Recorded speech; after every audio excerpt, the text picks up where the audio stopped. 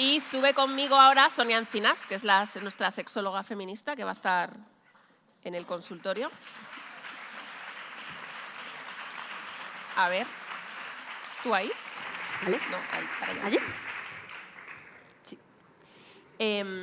Uy. Bueno, a ver, tengo aquí un montón de preguntas. Y se va a conectar también... ¿Este es el mío? Se va a conectar también ahora Miriam Aladi. Bueno, hola Sonia. Hola.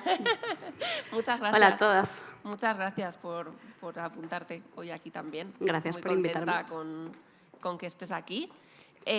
Bueno, Sonia Encinas es sexóloga feminista, la podéis seguir en Instagram, que es muy guay, y que además es autora de un librito que os quiero enseñar, que acaba de sacar, Feminidad Salvaje. Que bueno, pues me conecta mucho, ¿sabes? Que tu libro me gusta, ¿no? Por seguir un poco esta estela, ¿no? De hablar de placer, de hablar de disfrute, ¿no? De poner también en el centro de la agenda feminista, bueno, pues estos temas, ¿no? Y cómo el placer también debe ser parte de nuestra agenda y de nuestra agenda feminista. Y bueno, ya tenemos a Miriam también. Hola Miriam, ¿nos escuchas? Hola Miriam. Hola. Uy, Hola, te ¿qué escuchamos tal? bajito. Ahora, hola Miriam. Bueno, pues Miriam Aladiz, que es ginecóloga y que también es autora de varios libros, que los tenéis por ahí. Hablemos de vaginas, te has sacado un poemario nuevo. Bueno, también la podéis seguir en Instagram. Y bueno, a ver, vamos a responder preguntitas. Tengo aquí un montón. Voy a ver. A ver. Bueno, primero, antes, así como para empezar, yo quería preguntaros, por empezar un poco desmontando mitos, ¿no? Y algo que hemos escuchado 1000 veces a lo largo de nuestra vida y que también nos ha influido mucho a lo largo de poder desarrollar nuestra vida, ¿no? Sexual, que es esta cosa de la diferencia en el deseo, ¿no? Que comentábamos antes, Sonia, que es como una pregunta también que os llega muy recurrente. Esta idea, ¿no? Súper, ¿no? Preconcebida de que el deseo masculino siempre mucho más... ¿no? Mucho mayor, mucho más constante, parece que el deseo es parte inherente, ¿no? de ser hombre, y en cambio las mujeres, pues, ¿no? Estos chistes de que nos duele la cabeza, de que siempre estamos buscando excusas, al final es algo que nos ha afectado mucho siempre, ¿no? Porque en el momento en el que te das cuenta de que no es así, de que en tu vida choca, ¿no? te topas con todos esos tópicos y esos estereotipos y esto es, uy, entonces, ¿qué me pasa a mí? Porque yo sí tengo deseo y él... Esto... ¿Cómo podemos desmentir esto? Sabemos que hay mucho, ¿no? De patriarcado también aquí.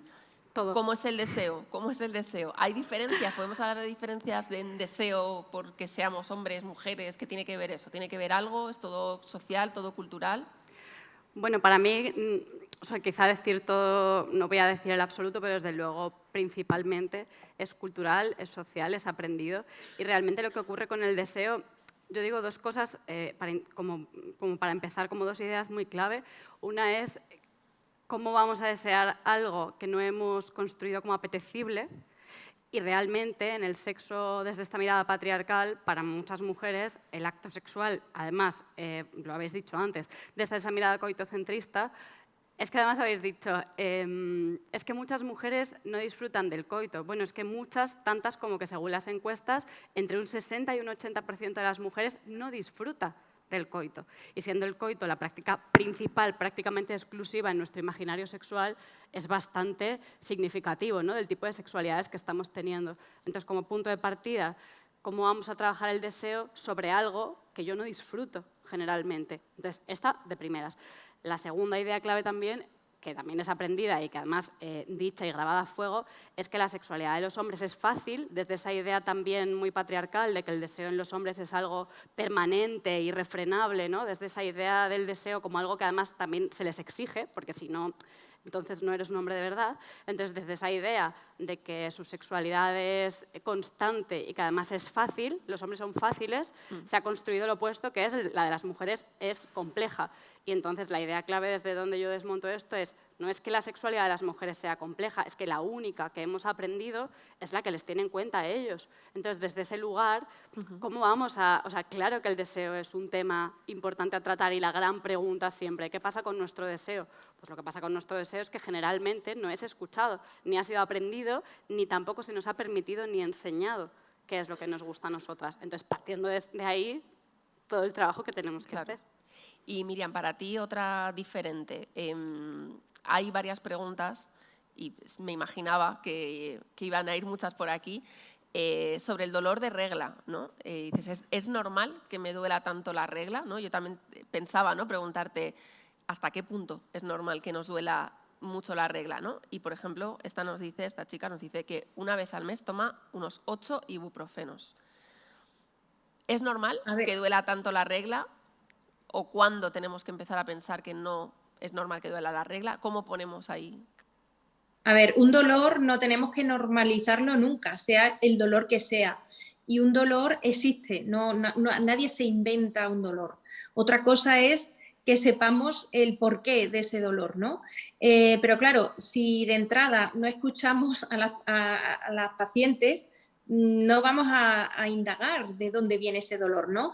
Una de las causas frecuentes es la endometriosis. La endometriosis, casi el 50% de las mujeres que la padecen tardan una media de 8 años en ser diagnosticadas desde que comienzan quejándose de dolor.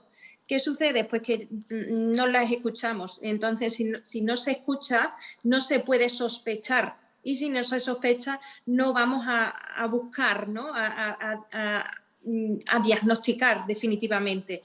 Eso por un lado. Y por otro lado, bueno, hay veces que duele la regla, que no es por endometriosis, puede ser por lo que llamamos un dolor funcional, inflamatorio, que no hay lesión orgánica visible, que tú no lo ves, no ves nada, ¿no? Pero ese estado proinflamatorio que genera ese tipo de dolor, a su vez puede tener muchas causas y muchas de ellas están en los hábitos de vida, en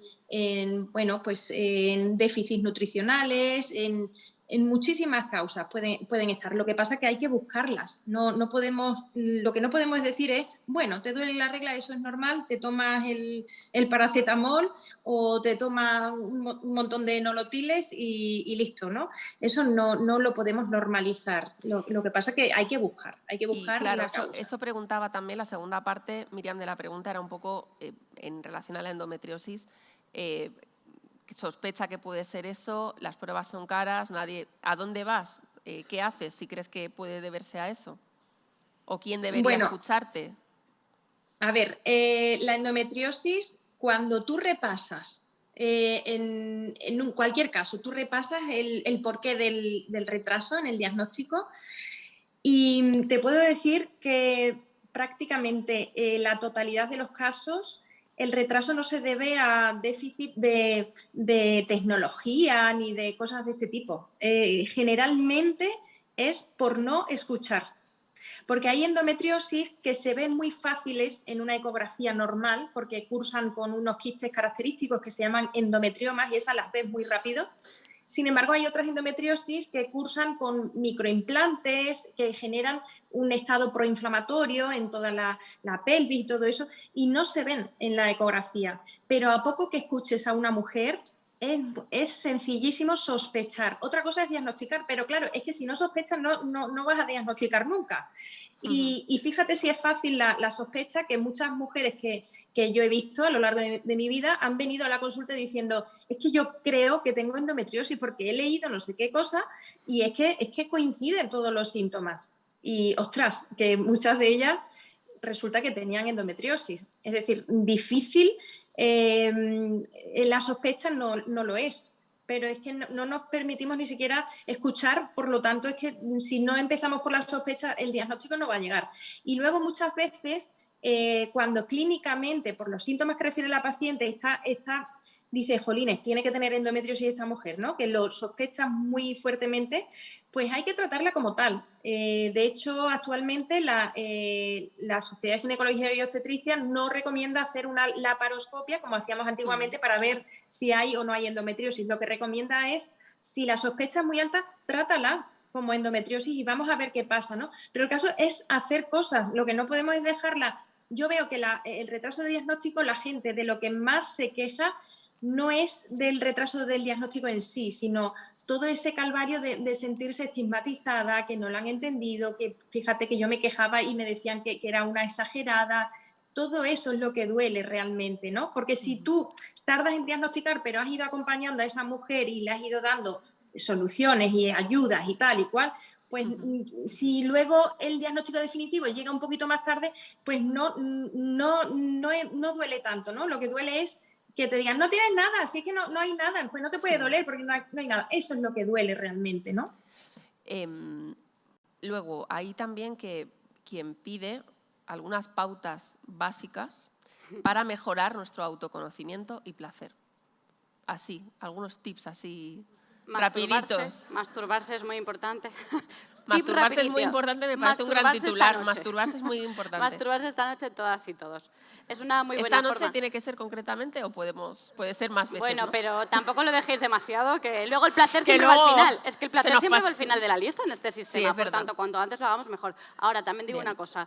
Masturbarse consciente. Es decir, como estamos tan desconectadas y desconectados de nuestros cuerpos, porque vivir en este sistema nos aleja. De hecho, recogiendo un momento el tema del dolor de la menstruación, es que hay una parte que también es muy social. Es que menstruar en un sistema que no te permite parar, cuando tu cuerpo te está mostrando una necesidad y tú has aprendido a desconectarte del cuerpo para poder sobrevivir a este ritmo, tiene unas consecuencias, ¿no? Entonces, cuando nos hemos desconectado, lo que tenemos que hacer para masturbarnos y para el placer es volver a conectar, y eso es un trabajo de escucha al cuerpo para el que no nos han enseñado. Entonces, lo voy a decir como lo suelo decir muchas veces en las sesiones, porque la gente se ríe mucho con esto, ¿no? Pero yo digo, nosotras tenemos más capacidad para masturbarnos conscientes porque, bueno, mindfulness, yoga, meditación, terapia, o sea, es decir, hay una parte como que, bien, pero yo digo, cuando trabajo con parejas, chicos, no es una paja, es una paja consciente, es decir, siente la textura de tu pene, o sea, realmente hay una parte de estar presente, que al final... Me encanta el concepto pajas conscientes. Por también. favor, pajas conscientes.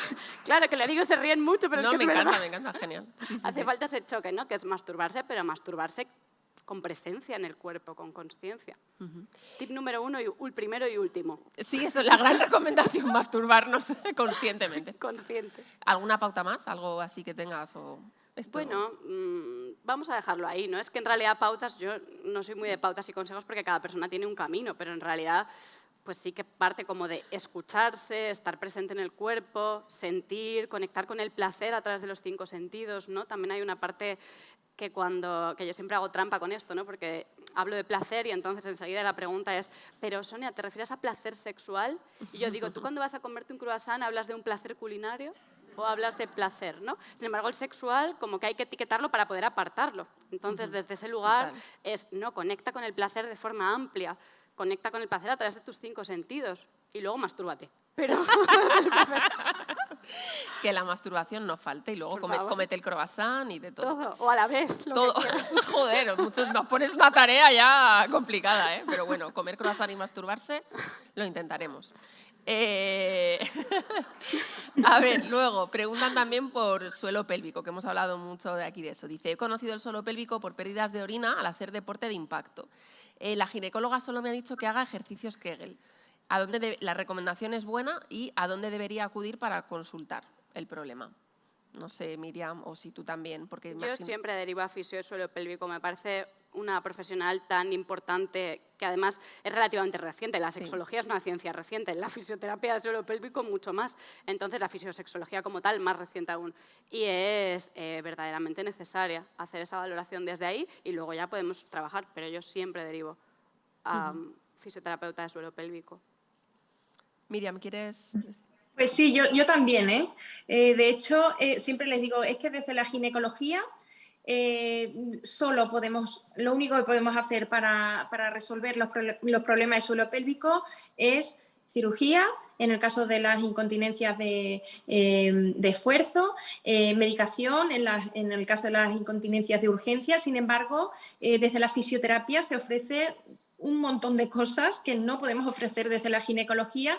Y yo prácticamente siempre les digo, mira, que te haga una valoración una fisioterapeuta especializada en suelo pélvico para que te enseñe qué tipo de ejercicio tienes que hacer, ¿no?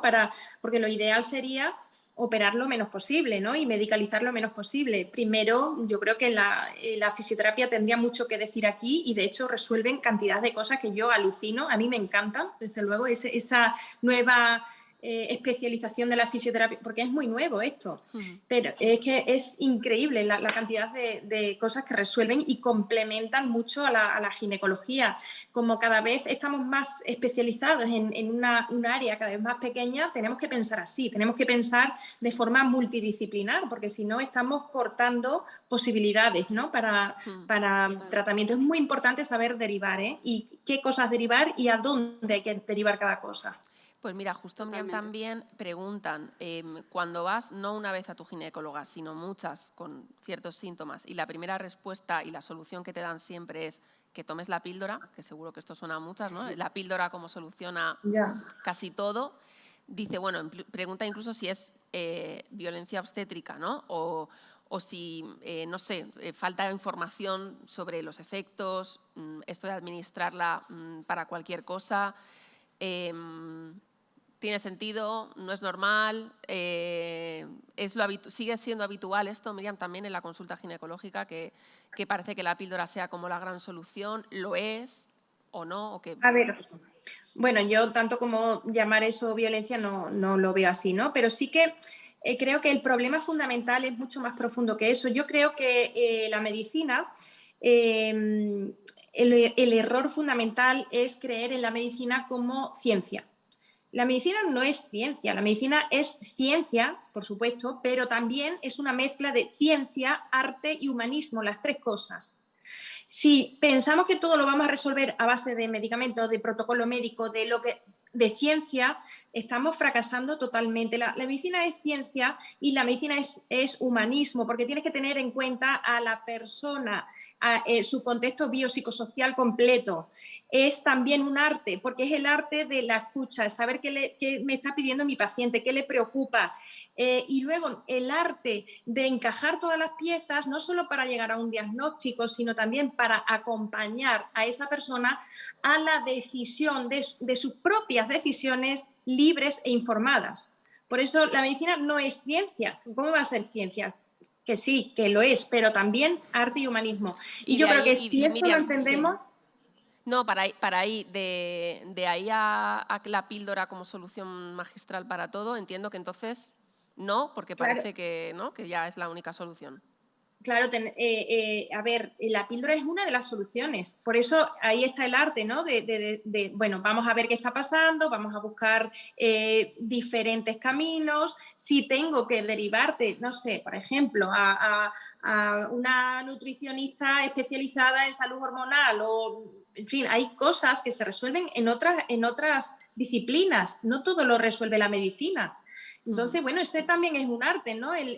Ese manejo multidisciplinar y saber dónde puedo solucionar cada cosa y que se adecúe a los deseos de cada paciente. Porque no todo el mundo quiere resolver las cosas de la misma manera. Yo le puedo decir, mira, con la píldora solucionamos esto, tiene estos pros y estos contras, pero mira, podemos hacer también esto y esto tiene estos pros y estos contras. Y también podemos hacer esto que es más trabajo personal, cambio de hábitos y mira, te puede ayudar, esto se puede hacer por aquí, esto por allí.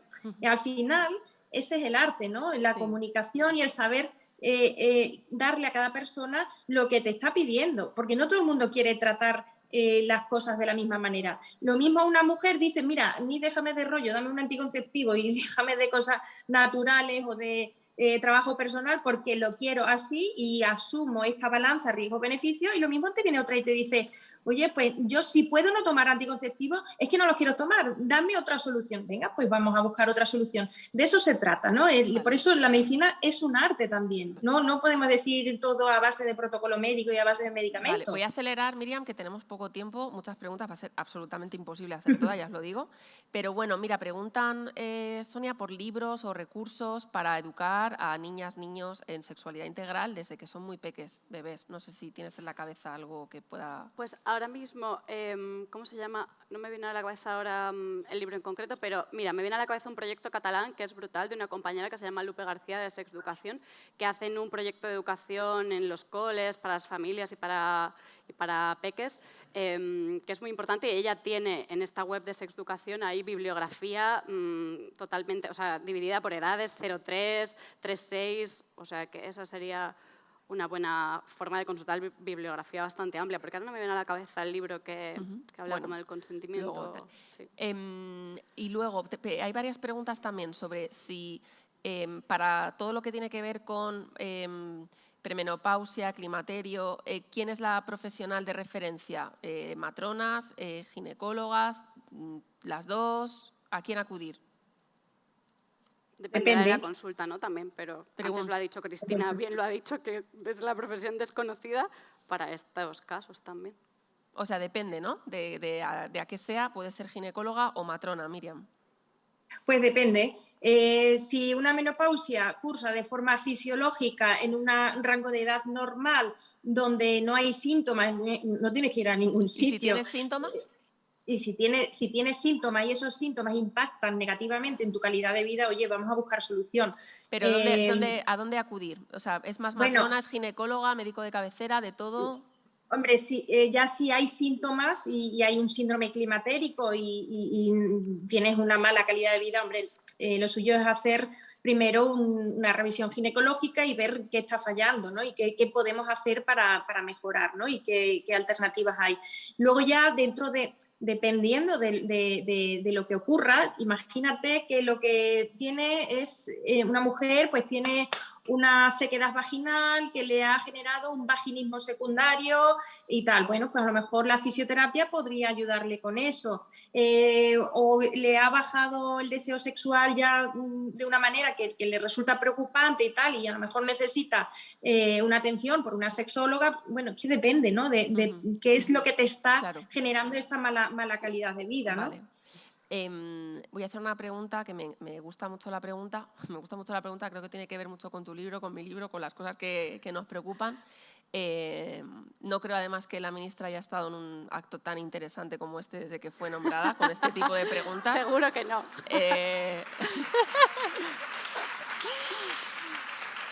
Espero que haya muchas ideas para el próximo Consejo de Ministros, porque nos preguntan, dice, muchas veces me resulta poco feminista y me cuestiono cuando en una situación, una relación sexual, me gusta o deseo que me sometan y que me repitan cosas como eres mía. Dice, no sé cómo lidiar con ello cuando me considero todo lo contrario. Dice, ¿es algo normal? Antes de que contestes tú. ¡Uy! No, porque me parece terrible, ¿no? Y de hecho, joder, justo Feminismo Vibrante nace un poco también de eso, ¿no? De cómo, y yo creo que tu libro, de cómo todas estas contradicciones al final parece que no podemos vivir, no podemos disfrutar, ¿no? Y yo digo que críticas siempre, disfrutonas también, ¿no? O sea, total, es que ese mantra me encanta. Una cosa es que podamos replantearnos de dónde vienen los mandatos y tal, pero, joder, ¿no? Yo creo que de ahí a que no puedas disfrutar y desear, ¿no? Y desarrollar tu sexualidad como te dé la gana, hay un trecho, ¿no? Que es otra vez, además, mortificarnos nosotras y poner sobre nosotras la responsabilidad de, no sé qué te parece, Sonia. Bueno, a mí me parece que es un temazo que realmente a día de hoy está bastante sobre la mesa.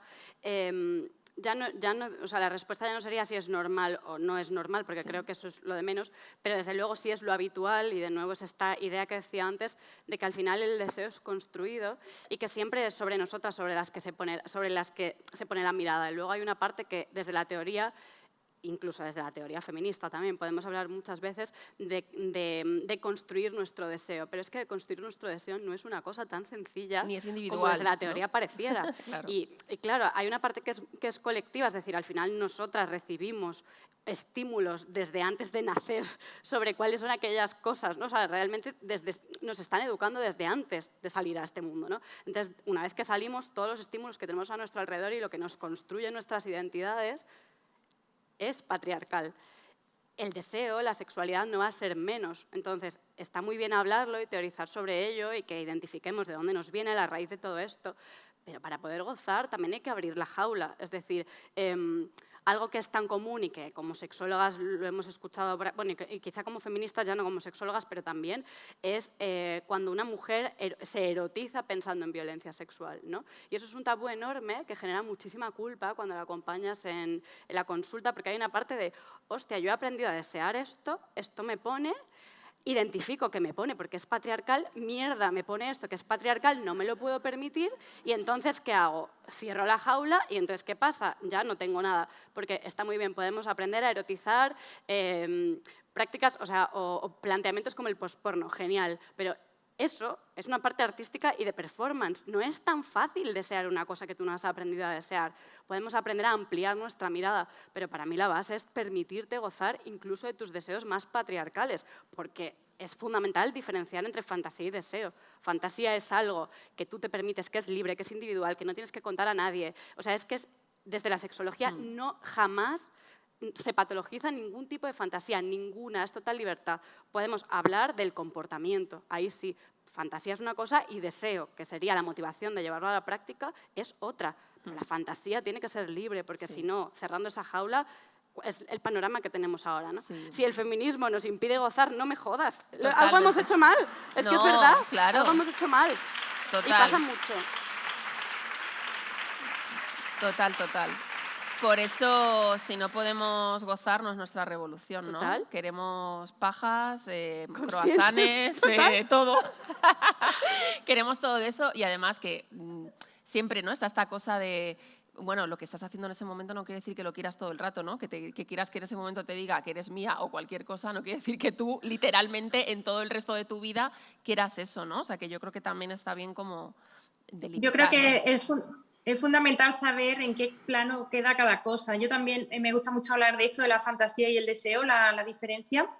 Y claro, muchas cosas con las que fantaseamos no nos agobian, por ejemplo, o cosas de juego, fantasía. Tú ves una película, por ejemplo, de asesinatos y tal, y estás tú, mátalo. No sé, tú luego no te comes la cabeza a ver si es que soy asesina, a lo mejor es que soy asesina. Y, claro. Y disfrutas, la fantasía es un permiso que te das a la mente de un recreo que te haces en la mente, pero tú eso no lo llevarías a la práctica, no matarías a la persona ni harías nada de eso. No nos preocupa cuando nos fantaseamos con cosas de esas, pues te cogería y te mataba, porque no sé, ¿sabes? Tú eso lo dices y sabes que no lo vas a matar, ¿no? Bueno, pues en el sexo igual, es decir, en el sexo pues te puede fantasear con la cosa más rara del mundo, pero si eso no es una cosa obsesiva y tal, pues no hay ningún problema con fantasear, jugar y esos juegos de rol, aunque sean cosas que no sean las que tú no harías fuera de eso. Es decir, tú dentro de la cama puedes tener esa fantasía que has dicho antes, pero cuando sales de la cama, oye, a mí me vas a controlar tú, de eso nada, ¿no? Es decir, no significa que controle, que tú quieras ser dominada fuera de eso, ¿no? O sea, eso es una cosa de fantasía y luego en la práctica, en la vida real no vas a permitir que alguien te controle de esa forma. Claro. Bueno, oye, pues tenemos que acabar porque vamos a... Pero vale. cosa. Venga, una cosa más. Una cosa, claro. Añade otra cosa. Hablamos, siempre está como en el punto de mira la parte de esa parte de la mujer de culpabilizarte por ese lugar que ocupamos, ¿no? Pero poco se habla también de la cantidad de hombres que disfrutan y fantasean como práctica sexual de ser sometido, dominado, de soltar el control. Es que también hay una movida con el control heavy en esta sociedad. Entonces también hay una parte que, claro, que erotizar eso es una parte de como una vía de escape, ¿no? Como soltar un poco. Entonces sí, a nosotros nos ocurre, pero ojo, que a ellos también. También, sí, total. Oye, Miriam y Sonia, muchísimas gracias. De verdad que os recomiendo un montón leerlas y seguirlas, que son geniales. Y que gracias. A ver si otro momento tenemos más ratito. Muchas gracias, Miriam, por haberte conectado. Muchísimas gracias, Ana. Gracias. Y vamos a... No, aquí. El no de las niñas. Vamos a acabar con música. Despido yo en un ratito, pero ahora os dejo, podéis bailar y podéis estar, porque como ya no hay así como limitaciones estas de antes, no sé. Entonces os voy a dejar con Célica, con Sua, que forman el no de las niñas, que a mí me gustan un montón y que si no las habéis descubierto hasta ahora, pues espero que hoy os parezca un descubrimiento muy guay. Y mientras se preparan, pues le voy a hacer como